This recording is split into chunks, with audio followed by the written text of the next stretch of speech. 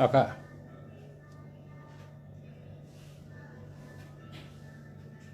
มันน่ะพวกกับฤาษีนี่คือซื้ออย่างกับพ่อครับบ่พ่อกะหาปุรุษีฮะอ๋อ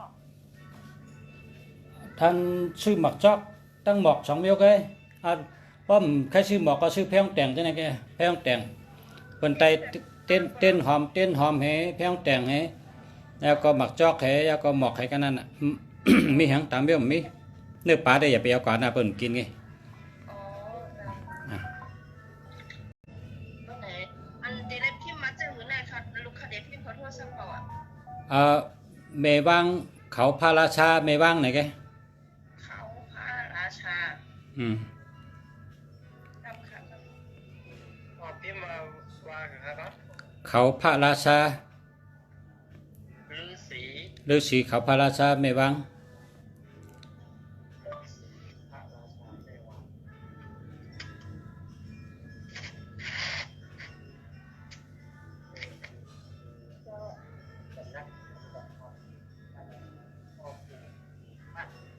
สำนักหันนั่นน่ะก็ฤาษีปั้นค่ะเนาะคำปั้นไหนโยพ่อปู่พระศรีปั้น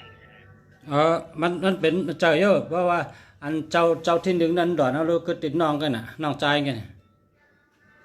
ไปอยู่แถวนั้นกันหน่อยเนาะสันตาต้องกันเนาะเมวังอ่ะต้องเราคงไม่ว่าเรานับนับอีกทีอ่ะตำนักประวัติปู่ฤาษีคำปั้นมันหนับได้คือมันเป็นเขาล็อกโซ่อันนั้นอันเขาพระราชาเนี่ย พระราชาเนาะ เขาพระราชาเขียนว่าเขาพระราชาเนาะเขาพระราชาเนี่ยกันเนาะป้าแตนจะนั้นขึ้นกำเดียว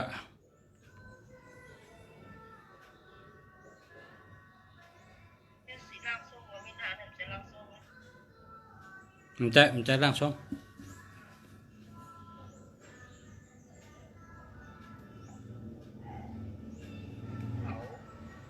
เขาอย่างไรวะเขาพระราชา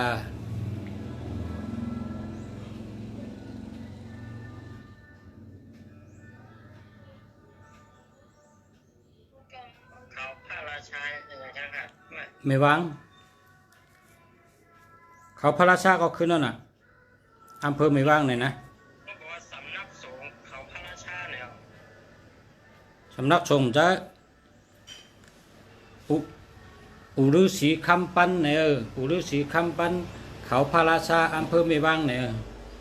ปู่ฤาษีนะครับเนาะ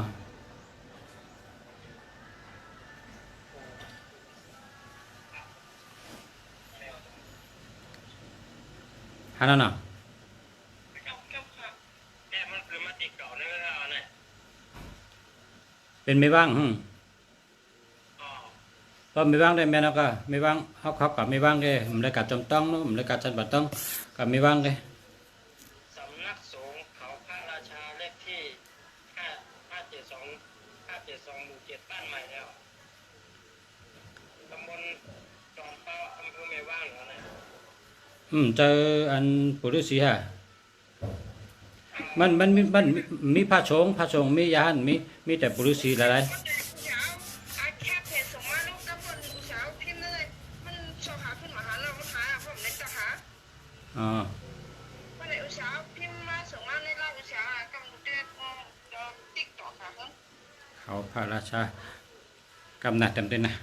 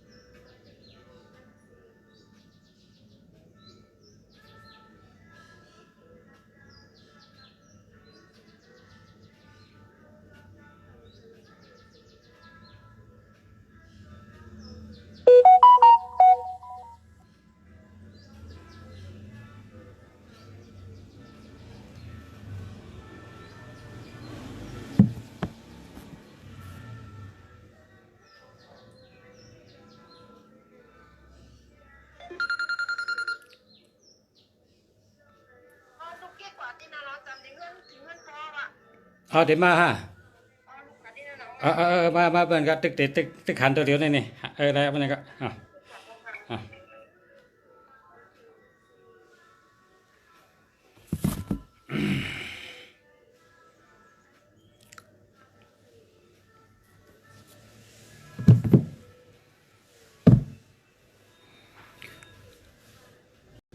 มาสงค่าก็เสียว่าเด็กไข่ปุ่มเด็กไข่ในปืนเจ้าขุนชิกยาอันเปิ้นห้องว่าฉี่หูหาตาอันนั้นนะในมนเจ้าสุมนาสีป้อแต่งเจ้าหล่อหน้าตัวเดียวมันเจ้าลาดไว้ว่าในเมืองแต่ป้อทองในมือปานขุนยีใกล้คำเนี่ยมันมีอาลองสีหูหาตาว่าจะเนี่ยอาลองสีหูหาตาก็ในเมื่อนั้นในปานเป็นปานขุนหอกคำ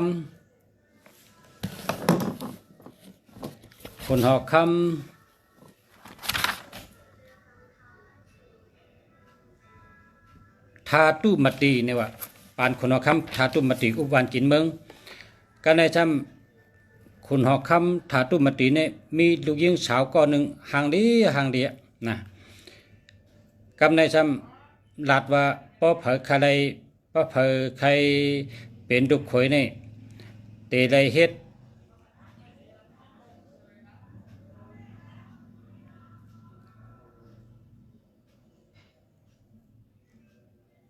เส้นตั้งสื่อคำนะเส้นตั้งสื่อคำ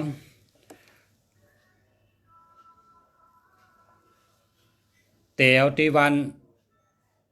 มาถึงว่างหอคำเนี่ยเตียวตีวันก้นใจเห็นใครนั่นมาถึงว่างหอคำเนี่ยพระใครก็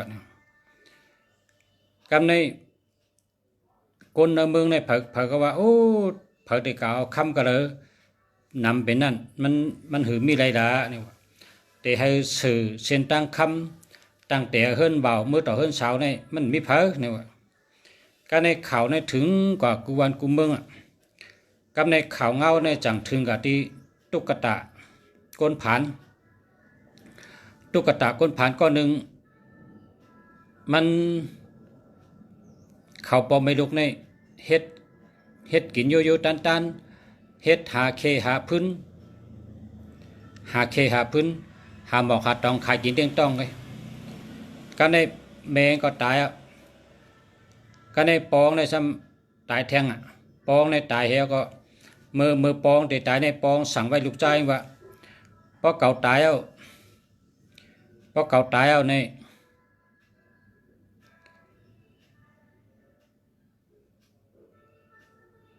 เฮอกว่ากลางแห้วกลางคึมอันตีอันปอยามป้าลูกใจกว่ากลางนั้นตีหิมปากทำเนี่ยวะตีหิมปากทำมือปองมีเมืองโกนในปองแก่ป้าลูกใจกับกลางแห้วกลางคึมตีหิมปากทำเนี่ยวะกันในเผอปองตายมันก็เป็นตุ๊กตาก้นผานกันน่ะมีเผดมันมีเผดมาจอยมันเหตุก็มันก็ผังปองไว้ที่หิมเฮินมันน่ะมันผังปองไว้ที่หิมเฮินมันเหตุก็มันก็กะกลางแห้วกลางคืมที่ปองสั่งไว้นั่นกะกลางที่ปากทำเมื่อปองมีเมืองโกนในปองยามกะกลางแห้วกลางคึมน่ะคนกูปองในกลางแห้วกลางคึมมันว่านั้นกะกลางตัวนกตัวชัดนั่นเถินนั่นกะแก้มในเหตุก็พอถึงกลางเนินมันนำกัดด้วยพอถึงกลางเนินลูกกัดด้วยซัมมีเมื่อนังมีวะเมื่อนังมีปีเหซัมมีสี่หูห้าตา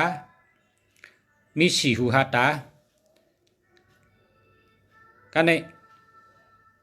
ก็มันหันในก็มันว่าอันนี้แต่มันเป็นปอคามาเกิดเป็นกามันเป็นปอคาผ่านตัวมาเป็นเอากาเนี่ยมันว่าปองปองแรงตายกาเลยว่าปอคาใน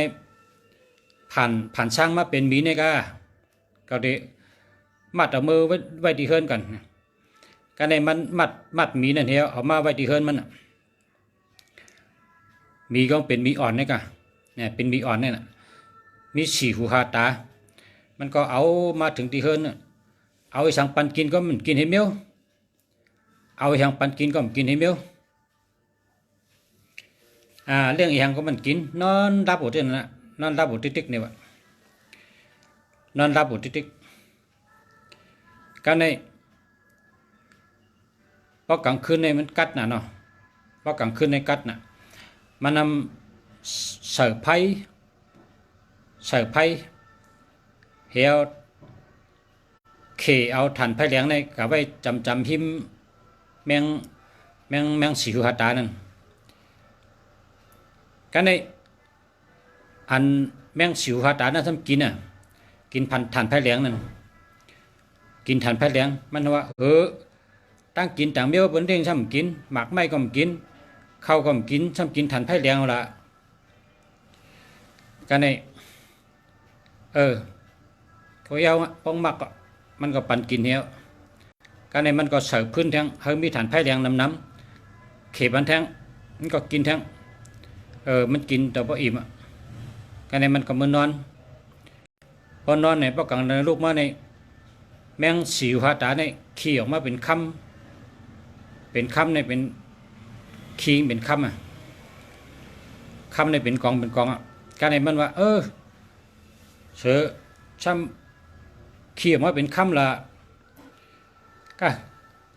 ตุ๊กตาก้นผาในช้ำมันยำมีคำเนาะมันก็กะขุดดินให้พังไว้มันเด้งฐานกูวันแมงสิวหาตาก็ขี้กูวันสิวหาตาขี้กูวันกันในแมงสิวหาตาก็ขี้กูวันมันก็พังไว้กูวันกันในเผยถึงว่ายินข่าวว่าคุณอคำถาตุ้มมาตีเนี่ย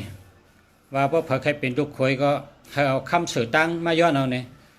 มันก็เมื่อนั้นในเขตเนี่ยเป็นมีเมืองเนาะเขตเป็นมีเมืองเขตทางใต้ในอยู่จำกัน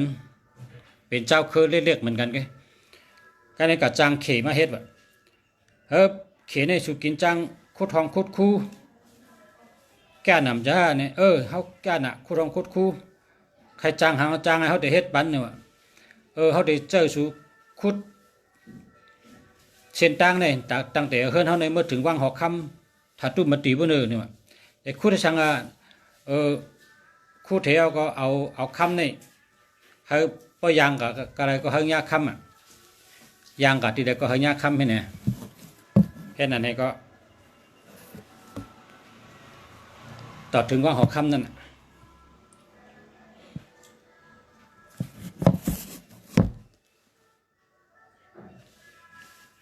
ยอุดิสีก็เนี่ย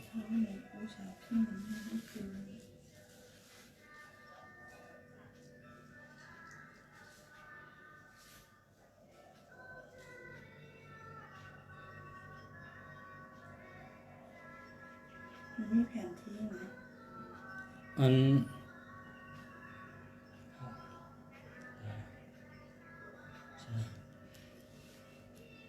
เพราะกว่ามันถึงหันมันดังนะเนี่ยเดินขึ้นที่นี่เดินขึ้นเนี่ยมันนั่งกันไหนเนี่ยนี่องค์นี้ก็เดือด ที่กันเนี่ยเนาะ เนี่ย ที่กันเนี่ย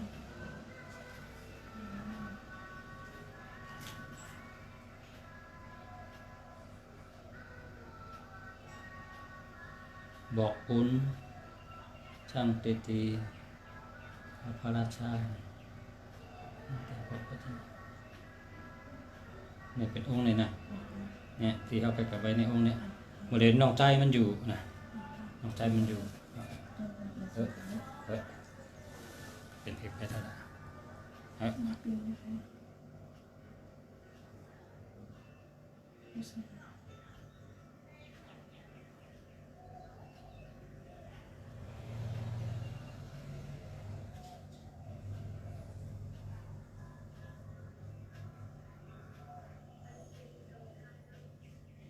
คนกรุงเทพก็มาไว้นายกอันที่นายกมังกรก็มาไว้ด้วยนายกอันปิวนั่นถ้าเจอชื่อก็ไว้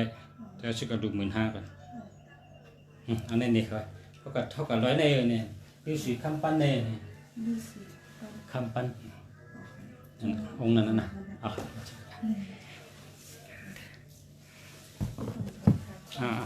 อันปันดอนเต็มทั้งครึ่งนะ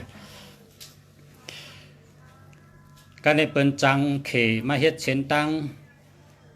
1อย่างกับ1คำนี่อย่างกับเฮก็1อย่างมี1คำ1อย่างมีคำให้เนี่ย1อย่างตั้งแต่เฮิรนตุ๊กตาใน ไป1คำตีนก้นใน1อย่างเฮก็กับอย่างแม่นก่อนคำก็เมื่อถึงวางหอกคำน่ะการในเมื่อถึงวางหอกคำนี่เปิ้นก็เลยข่าวว่าเอาไอ้ตุ๊กตานี่มีเงินนำคำนำน่ะจำพอเลยเอาเฮ็ดเส้นตั้งเมื่อย้อนเป็นลูกขวยคุณคำทัตุมติวะนี่ว่าการในคนหวานคนเมืองก็ดีใจจอมมันว่าการในคุณคำก็ว่าเอ้ยให้หังไปมีคำนะแม่ที่กะถามตัวเองก่อนตุ๊กตา ให้หังมีคำนำนะมาลาดนี่คุณคำได้รู้นี่ว่าการในตุ๊กตาในมีศีลมีธรรมน่ะมันลาดชื่อว่าเก่าค่าไล่คำมาตีแมงสีหัวตานี่ว่ามีละแมงสีหัวตาเนี่ย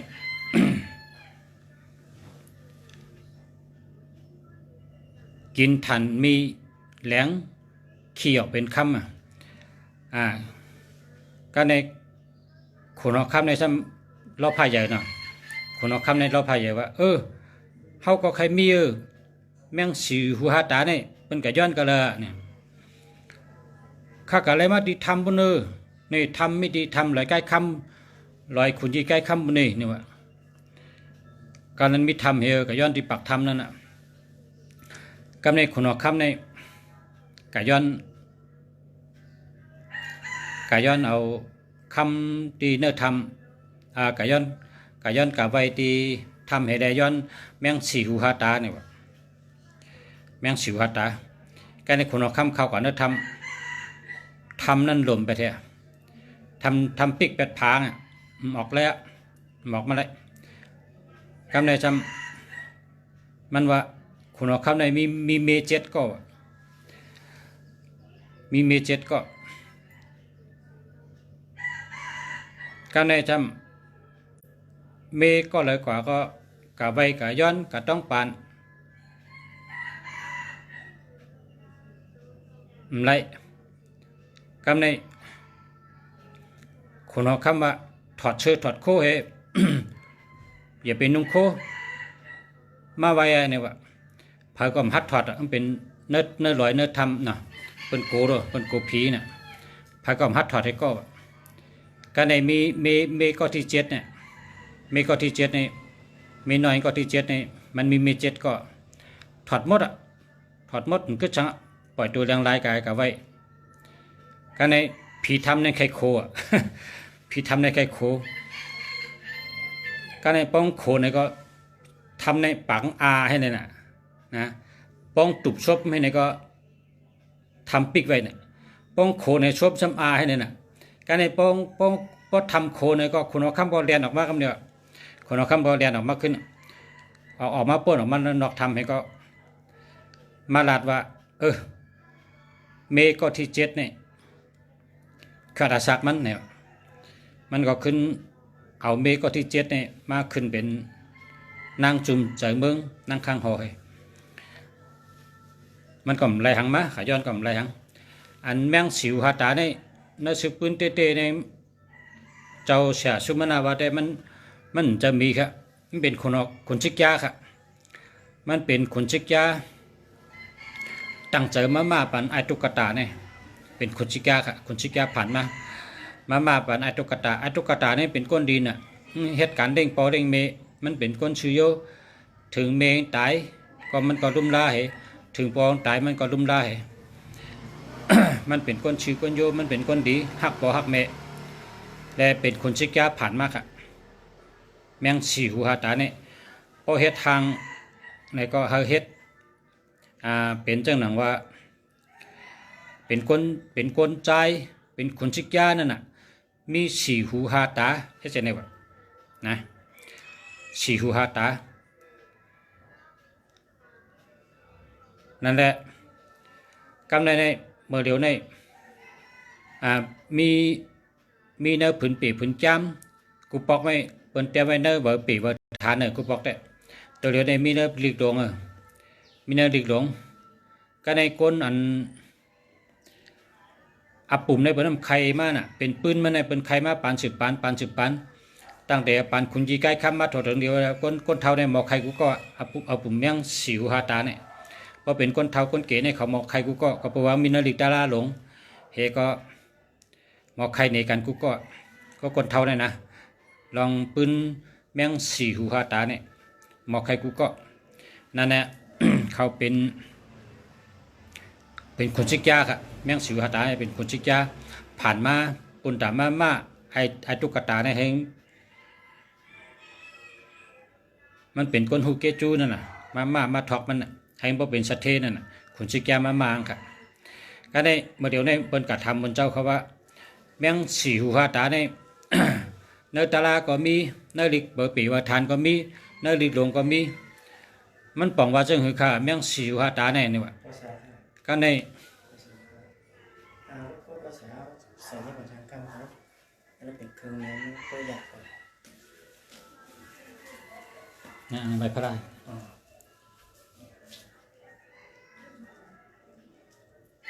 เนี่ย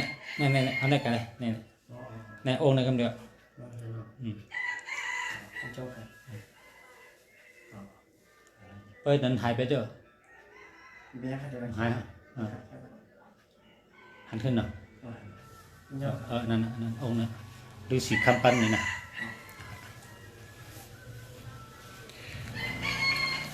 อัน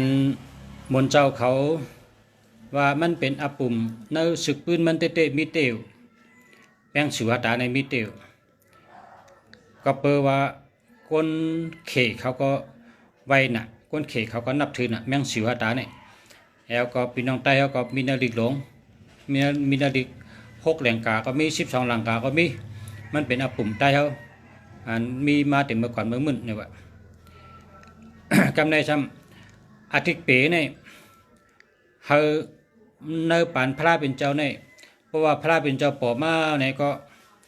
พระเป็นเจ้าป่อมาพวกนี้ก็เปิ้นจังมาเอา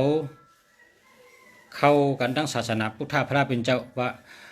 อันแม่งศิวตาเนี่ยก็แปลว่าคุณชิกามาไอตุกตาเนี่ยอตุกตาเนี่ยเป็นคนดีฮักปอฮักเมลุ่มลาปอเมดีๆแหละคุณชิกามามันกับในเจ้าอย่าหันเจ้าเขาเจ้าจังมาเอาต่อกันนะเอาต่อกันเฮิงเขาในศาสนาพุทธพระเป็นเจ้าว่าสี่หูก็ปองว่าเมตตาการุณามุติตาอุเบกขาเนี่ยว่าสี่หูเนี่ยนะห้าตาอันวางก็เป็นศีลห้าเส้นนะศีลห้าอันวางหนึ่งอย่าเอาตัวเจอเปิ้นตายสองอย่าลักคกของหลายเปิ้นสามอย่ากดโผอย่ากดเมเปิ้นสี่อย่าเปียดแลนเปิ้นห้าอย่าไปกินเหล้านะมันเป็นศีลห้าเส้นห้าตานั่นนะกำในอันกินถันไผ่แรงอันว่านั้นก็แปลว่าในศาสนาพุทธพระเป็นเจ้าในว่าตานากิเลสาในมันเฮ็ดให้ก้นเฮาปันตั้งใหม่ตานากิเลสาในมันปันตั้งใหม่ก้นเฮาเพราะเผอมีตานานะเพราะเผอตัดขัดแบตตานากิเลสาในมีตังกัดเย็นก็ก็เพราะว่าตึกมีตานากิเลสาก็มันเหมือนจังกินถันไผ่นั่นยาวเนี่ยว่ากินถันไผ่ใหม่นั่นยาวนะครับอาปุ่มแมงสี่หูหาตาเมื่อวันเจ้าชุมนาสีป้อไปหลอนเล่นใกล้ใครนะครับมันเจ้าใครเนี่ยว่าเป็นอาปุ่มเนื้อไตเขาเตเนี่ยว่าเป็นคนนอนกันนอนจ้องในเป็นฮอลิกเนื้อสีป้อในนำนะว่าเนื้อสีป้อเนี่ยนะในเมืองไต้ปะทองเนี่ยก็สีป้อคนเท่าสีป้อคนเท่าใหญ่คนเท่าหลงเขาเนี่ยเขาคู่กูก็เพราะกันนอนจ้องเป็นก็ฮอในกันนะดิกเนี่ยมันเป็นดิกตาลานะแมงสี่หูหาตานะมันเจอแมงค่ะมันเป็นขุนชิกยาผ่านมาเฮ็ดเฮาไอตุกตาเนี่ยอะไรเป็นชัดเทนนั่นค่ะในเฮาจะว่าก้นตัวเดียวซ้ำเฮ็ดออกมาโก้ไก่กันว่ามีลาบมีลาบก็เพราะว่าพอเฮาหลู่เฮาต้านมันก็หลู่ฐานนั่นนะหลู่ฐานไพ่นั่นน่ะเหี้ยวก็มันเขี่ยวเป็นคำนั่นน่ะในสิปืนกวนเขาก็เอามาดูมาไว้เอามาโกไก่ว่าเฮามาทอกปันเฮามีเงินมีคำนำเหมือนหนังคนเอาคำเหมือนหนังคนชิกยาอะไรมาปันไอตุกตะนั่นน่ะจังนั้นมีตังหยุ่มย้ำจังนั้นให้สังว่าโกไก่กันมานะจังว่าโกไก่กันมาจังว่ามีสิปืนมาเมื่อเดี๋ยวในเมื่อเฮาก็เรียกในอยู่เฮาเมืองใต้ปะทองเจ้าเสียชุมนาในเฮ็ดไว้ตั้งเขาพักตูงครับเฮ็ดไว้ตั้งเขาพักตูงเฮ็ดโกนใจ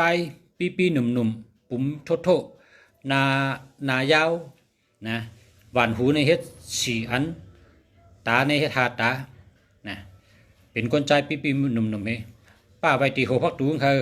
เจ้าเสียชุมนาสิป้อเนี่ยการในพอเปิ้นขึ้นเฮิรนมาพอเปิ้นผุยร้านก้าร้านขายผุยแสงจังได๋เจ้าสามแต้มได้เรียกให้แต้มจะเนื้อเจมอให้คือไปเนี่ยเอากระติดใส่โหพักตูอันเปิ้นมาปังเจ้าเสียกันอันผุยร้านมาเขาขึ้นเฮิรนมาเขาจังได๋คั่นนี่อันนี้เขาก็เลยหันเจ้าเสียให้จังนั้นน่ะมึงจะไปร้อนกะมึงจะไปร้อนในก็เป็นอันหูมาหนึ่งอีกหนึ่งวัดมาต่อแต่ใครในกันนะเพราะว่าปดว่าเขากะหันตีในตีนี่ก็เหมือนกันเนาะเขามายินอันเป็นใครก้องอะไรก็เหมือนกันนะอันนี้เป็นอันเขาหูมานะเขาก็ขึ้นใครในกันนะเพราะว่าอาปุ่มนี่นะใครในกันเขาหูไว้ว่าในอาปุ่มใต้เขาในอาปุ่มคุณสามล้อนางอุปเปมเนี่ยอาปุ่มแมงสิวหาตาเนี่ยมันมีในปืนไตเขาเตะนะมีจำคนเท่าไตเขาเต็มหมดก่อนเมื่อเตะครับมาสุงค่ะกันไหนก่อนเนาะ ยันช่วยพ่อแม่พี่น้องเขาอยู่ดีกินวันให้การขึ้นใหญ่มาสูงอยู่ดีมีเงินทางดีกึกปืนกูก็กูคนขามาส่งค่ะมาไกลมีพี่น้องทำหมายพงตั้งแต่ด้วยเป็นขาได้ขึ้นกับด้วยกัน0991843679อันนี้หาเหมือนนะมีก็เดียวกันคนทำมีก็เดียวกันลองหมายพงในพระชูเจ้ากับชื่อในเอาศูนย์ตัวเดียวกันนะเพราะกับชื่อหมายพงในเอาศูนย์ตัวเดียวกันยาวก็121318อย่าไปเอา273767อย่าไปเอาแล้วล่ะนะคำพองถามมาว่าตั้งเอาว่าตั้งปลายเนี่ยว่ามันหลุดทำค่ะกล้ามเขาเนี่ยมันหลุดทำแล้วล่ะทีไรก็เยอะเพราะมันมี121318273767ทีไรก็เยอะตื้อเปิดตื้นเอาค่ะนะเปิ้นเอาพอสู่เจ้าก็ซื้อกาลำหนึ่งเนี่ยเปิ้นปันหมักตั้งนางมากเลยหมักตั้งนางเปิ้นปันเนี่ยมันก็หอมเลยนะเพราะกับซื้อกาเนี่ยหมักหรือเลยมีสีหมักตั้งนาก็หลุดดีตั้งหลังก็หลุดดีเนื้อกลางก็หลุดดีเหมือนเท่ากับซื้อกานั่นน่ะสู่เจ้าทำหมายพงว่าตั้งนาตั้งหลังลูกจ่าเนี่ยสู่เจ้าหลุดทำกล้ามจะไหนมันหลุดเลยดีทั้งหมดมันจะว่าตั้งนางดีตั้งหลังดีมันไรหรอกเหมือนเท่ากับซื้อกาเท่ากับซื้อกาลำหนึ่งหมักเป็นใส่บันตั้งนาไว้ตั้งหลังใส่หมักน้องห่ออะไรหือมันห่ออะไรหรอนั่นสู่เจ้าบ้วนน้องแต่ทำก็ตั้งนาตั้งหลังลุงชาเนี่ยโหลดถามตั้งนาก็เฮลีตั้งหลังก็เฮลีหน้ากลางก็เฮลีทั้งหมดจังก็ดีเพราะว่ามันดีเนี่ยก็อย่าไปเอานะ0942822377อันนี้หามาก็มาสูงกลางเลยค่ะเสียเมืองดีมาสูงกลางเลยค่ะพอเสียเมืองดีเขาค่ะปันแห้งอยู่ค่ะมาส่งค่ะเอาค่ะยินจมค่ะ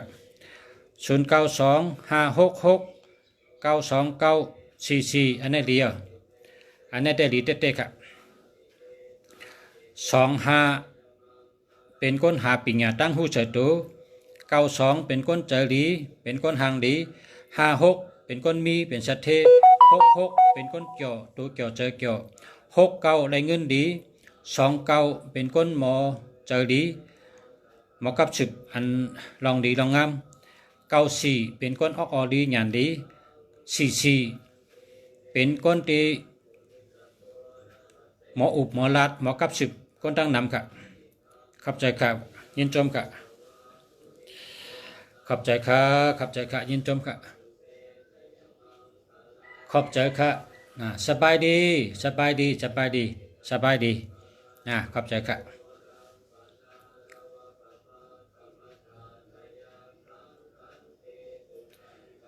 ขอบคุณค่ะพอสู่เจ้ากับชื่อหมายพงนะเฮาศูนย์มันมีตัวเร็วก็นะศูนย์ทำมีตัวเร็วก็เพราะว่าศูนย์นี่เป็นย่อกานะกับในพอกับชื่อเหมือใน121318นะอันที่ว่ามาเนี่ยเพราะมันมีอย่าไปเอาแล้วล่ะ273767อันนี้ก็อย่าไปเอาแล้วล่ะนะเพราะวางจับกันเพราะในอาทิตย์เปเหมือนกัน2772อาทิตย์เปเหมือนกัน3773อาทิตย์เปเหมือนกัน6776อาทิตย์เปมันเหมือนกันค่ะ1221อาทิตย์เปมันก็เหมือนกัน1331อาทิตย์เปมันก็เหมือนกัน1881อาทิตย์เปมันเหมือนกันค่ะเพราะว่ามันมีเพราะในก็อย่าไปเอานะเพราะมันมีอย่าไปเอา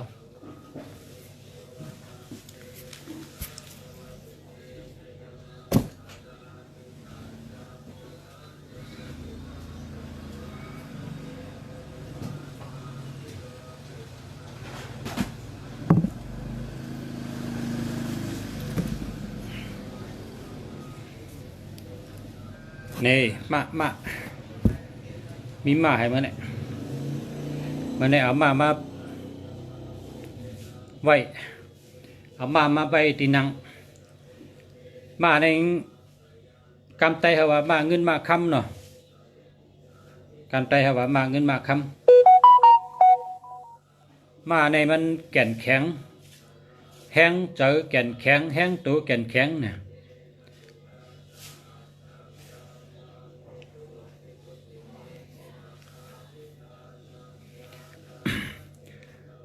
09777779777960ปลายเป็น60ครับปลายเป็น60ก็นั้นทำเหมือนกันนะกว่าชื่อเหมือนเขา0มีตัวเดียวไว้ครับนะกว่าชื่อเหมือนเขา0มีตัวเดียวกัน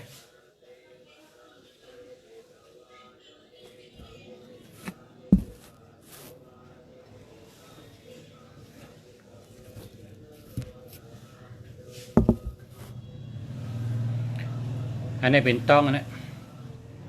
มาในชื่อมาไว้เป็นต้องกะหันก็ชื่อคำเดียวนะเพราะว่ามาในเอาไว้ที่นั่งไว้ที่เหตุการณ์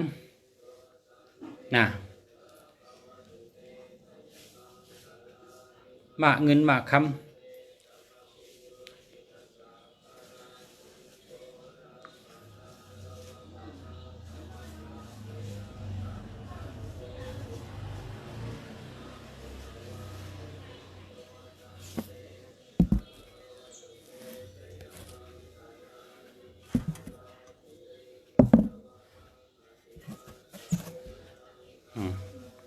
มา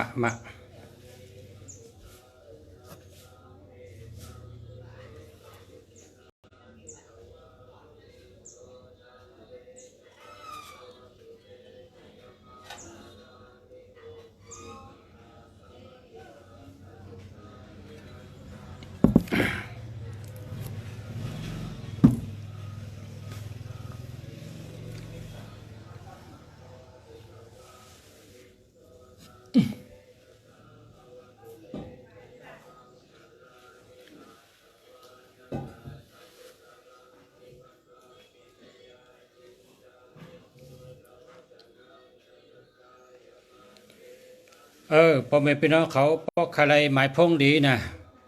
ค้าขายหมายพงดีหมายพงดีค้าขายแล้วก็มีเจ้าสิวลีขี่แป้เจ้าสิวลีขี่แป้เจ้าสิวลีขี่ม้าเจ้าสิวลีลาบหลีเจ้าสังเกตเจสะเทต่อโจเจ้าอุปกุเปเพแล้วก็มีนางสุรสติแล้วก็มีอังติดพักตูแล้วก็มีหางเจ้ามุญญาคนข้ามหลงเจ้าเสือขันพระมหาราชาแล้วก็มีกระเป๋ามงคล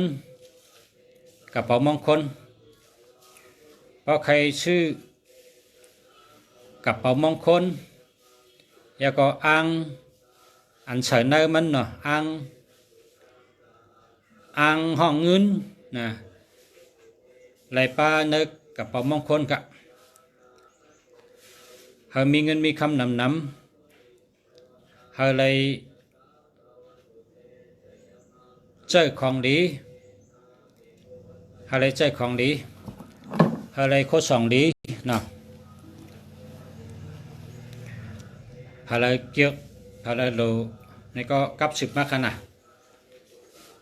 เฮาเลยเกี่ยวลองโคสองดี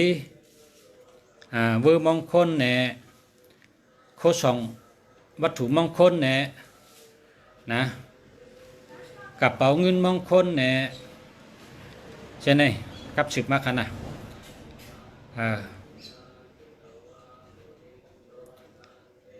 วัตถุมงคลมันก็โคสองดีนั่นนะโคสองดีเจ้าสิวลีขี่แป้เจ้าสิวลีขี่ม้าเจ้าสิวลีขี่โตอันไหนมีไว้ค่ะแล้วก็เจ้าอุปกุเปเพเจ้าสังเกตเจสะเทต่อโจเนี่ยจะไหนมีไว้พอไม่เป็นน้องของใครแล้วก็อังแต่ใส่ตั้งหลังมือถือนี่อังก็เฮ็ดไว้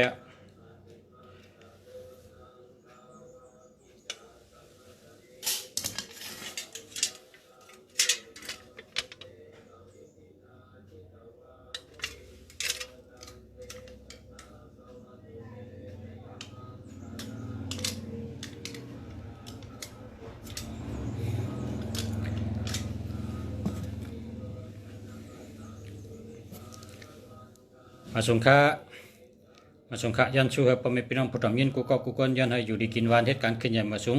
ยันให้อยู่ดีมีเงินทางได้คือปืนกูก็กูคนค่ามาส่งค่าคติกระส่งไปสนีย์กรรมกระส่งไปสนีย์กรรมครับเมื่อว่ามีพี่น้องซื้อไปได้ส่งจะกระส่งเมื่อไหร่ครับ